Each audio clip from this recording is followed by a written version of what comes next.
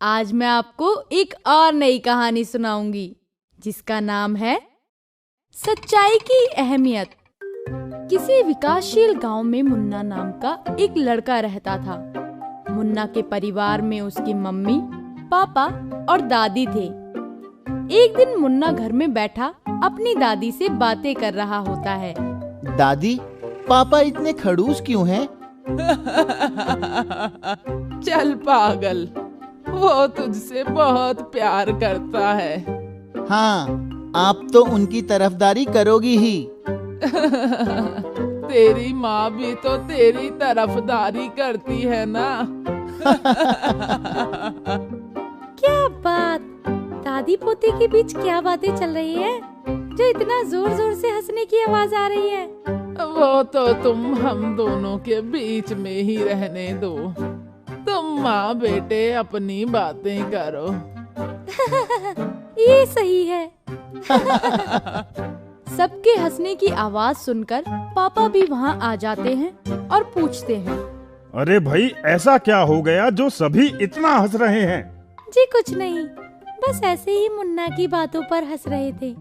तुम यहाँ बैठे हंसी मजाक ही करते रहना। चलो जाकर पढ़ाई करो। लेकिन पापा। कोई लेकिन वेकिन नहीं। परीक्षा के बाद जो चाहे करना, पर अभी पढ़ाई पर ध्यान दो। मुन्ना वहाँ से उठकर अपने कमरे में चला जाता है और पढ़ाई करने बैठ जाता है। इसी तरह दिन बीतते जाते हैं और मुन्ना की परीक्षा खत्म हो जाती है। एक दिन मुन्ना सुबह जल्दी तैयार होकर समय से पहले ही स्कूल पहुँच जाता है, जहाँ स्कूल के बरामदे में उसके दोस्त बैठे बातें कर रहे होते हैं। मुन्ना भी उनके साथ जाकर बैठ जाता है। हाँ तो दोस्तों, आज की योजना तैयार है? हाँ, सब कुछ तैयार है। आज हम अपना काम पूरा करके रहेंगे। किसी तरह की कोई गलती तो नहीं होगी? गलती की कोई गुंजाइश ही नहीं है। हमने सब कुछ बहुत अच्छे से तैयार किया है। ठीक है, फिर आज यही करते हैं। घंटी बजते ही सभी बच्चे भागते हुए अपनी अपनी कक्षा में चले जाते हैं, जिसके बाद वो सब शांति से बैठकर पढ़ाई करते हैं। और कुछ देर में कक्षा समाप्त होने के बाद जब सभी बच्चे भागते हुए कक्षा से बाहर निकल रहे होते हैं, तभी मुन्ना और उसके दोस्त कक्षा के एक बच्चे को अपने पास रोक लेते हैं।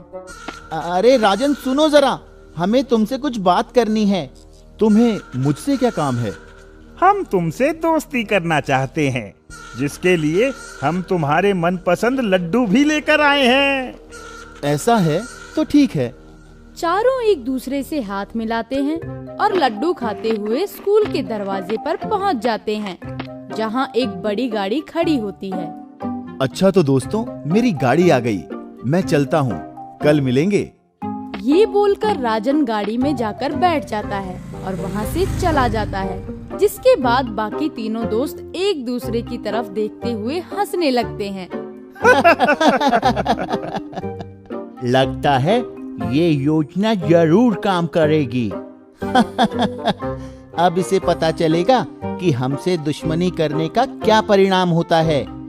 इसके बाद वो सभी अपने अपने घर चले जाते हैं। मैंने आखिर इन सभी के साथ क्या किया है जो ये सब मुझे इतना नापसंद करते हैं? मुझे जमाल गोटा खिलाकर वो सब बहुत मजे ले रहे हैं, लेकिन मैं भी चुप नहीं रहूंगा। इसके बाद राजन पूरे दिन वॉशरूम में अंदर बाहर आता जाता रहता है और मुन्ना और उसके दोस्तों को कोसता रहता है। अगले दिन सुबह जैसे ही राजन स्कूल पहुंचता है, तो मुन्ना और उसके दोस्त उसे स्कूल के दरवाजे पर खड़े मिलते हैं। उन्हें देखकर राजन जल्दी से गाड़ी से उतरता है और भागते हुए उन सभी के पास जाता है। तुमने मेरे साथ ऐसा क्यों किया? मैंने तो तुम सभी को दिल से दोस्त बनाया था। हमें किसी का दोस्त नहीं बनना, खासकर एक झूठे का तो बिल्कुल भी नहीं। मुन्ना और उसके दोस्त वहाँ से कक्षा की तरफ चले जाते हैं, जिनके पीछे पीछे राजन भी कक्षा में चला जाता है।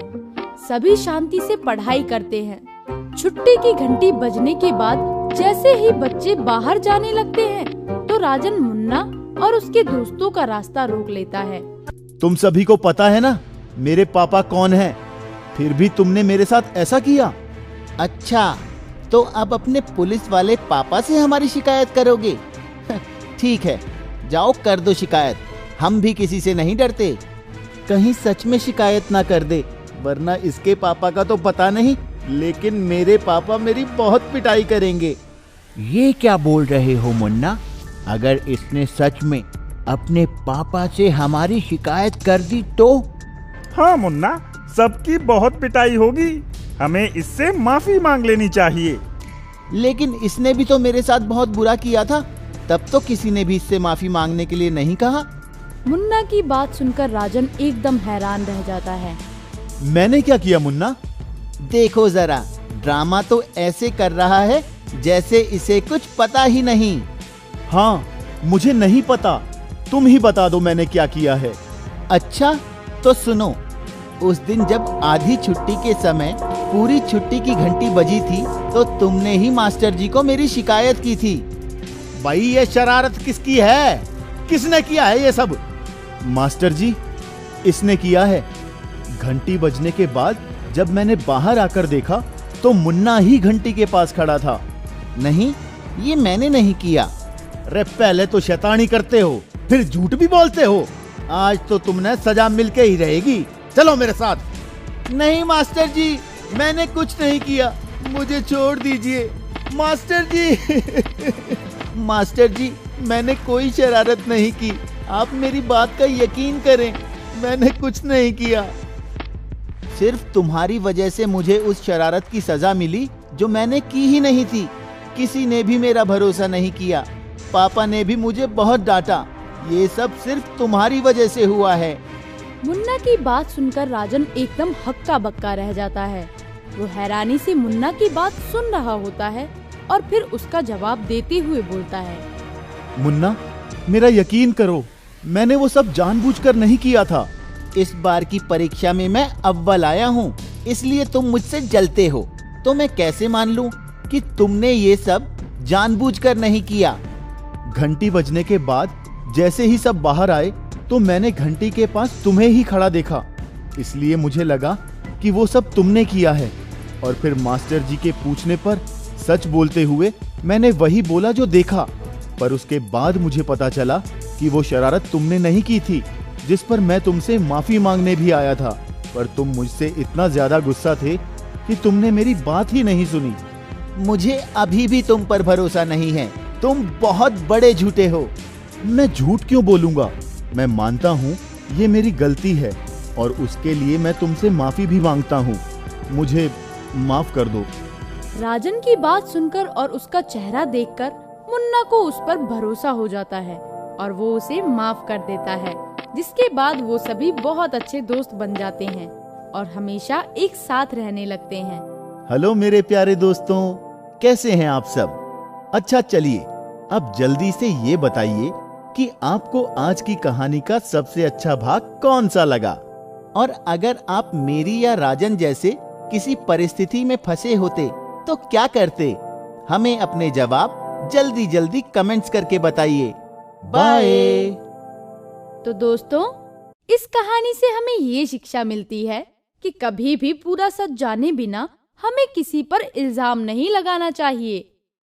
दोस्तों, अगर आपको ये वीडियो पसंद आया हो तो इसे लाइक करें, चैनल सब्सक्राइब करें और हमारे कार्टून शोज सबसे पहले देखने के लिए बेल आइकन दबाना ना भूलें।